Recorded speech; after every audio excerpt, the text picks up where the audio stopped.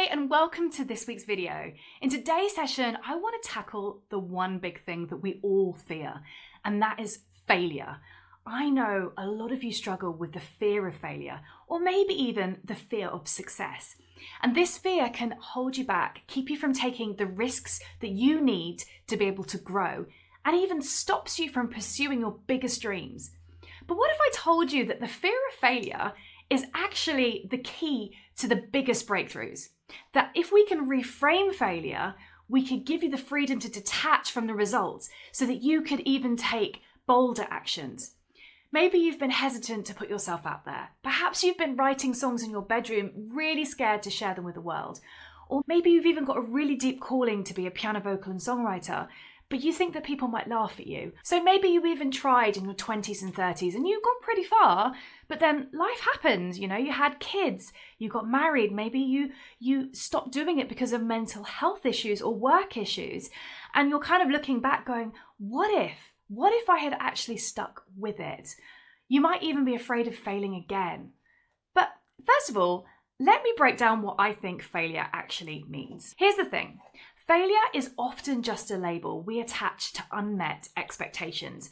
And many of my students set these massive goals for themselves, and when they don't meet them, they feel like they've failed. But the real issue is that they've become emotionally attached to the outcome rather than the process itself. So take this, for example. You work really hard for 3 months and you're determined to release an EP or an album. But after that time, you only manage to finish 2 songs. The first thought is, I failed. You're upset. You feel like you haven't lived up to your word. But here's the reality. The person who truly fails is the person who says, I didn't do it, so I'm giving up. I am no good. The person who succeeds says, okay, I didn't meet my goal, but let's figure out why, and maybe the next 3 months we can try again. Now imagine you didn't set any goals at all. Without goals, there's no growth. Even if you didn't hit your target, having goals pushes you forward, and it forces you to stretch to get from A to B faster than if you hadn't set those expectations. But I know many people hesitate to set goals because they're scared they won't achieve them, because they never achieved them in the past. And this is where you need to reframe your thinking. You set a goal not just to achieve it, but to grow in the process. Now, let's say you set a goal to write 6 songs and only finish 2.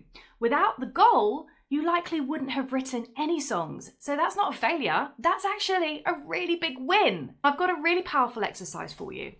If fear is still holding you back, let's flip the script on that fear. And here's a really good exercise. Get a pen and paper. I want you to write down the absolute worst case scenario of your goal. All the fears you have about pursuing your goal. Maybe your neighbor knocks on your door and complains that you're practicing too loudly. Maybe you get on stage and you mess things up, or you lose your voice. Now, I want you to flip it and imagine the best case scenario. What growth did you experience in those 3 months? Maybe you learned new techniques. Maybe you learned arpeggios, inversions. You learned how to sing that high note that you couldn't reach. Maybe you created a set list for the concert. Maybe everything went beautifully and you even got picked up by Virgin Records for the most incredible record deal. Can you feel the difference? One scenario fills you with absolute dread and fear, and the other fills you with excitement. And it's in how you choose to view this. So remember this, failure only happens when you give up. By reframing your fear of failure, you open yourself up to growth, to possibilities, to freedom, and the process is where the real magic happens.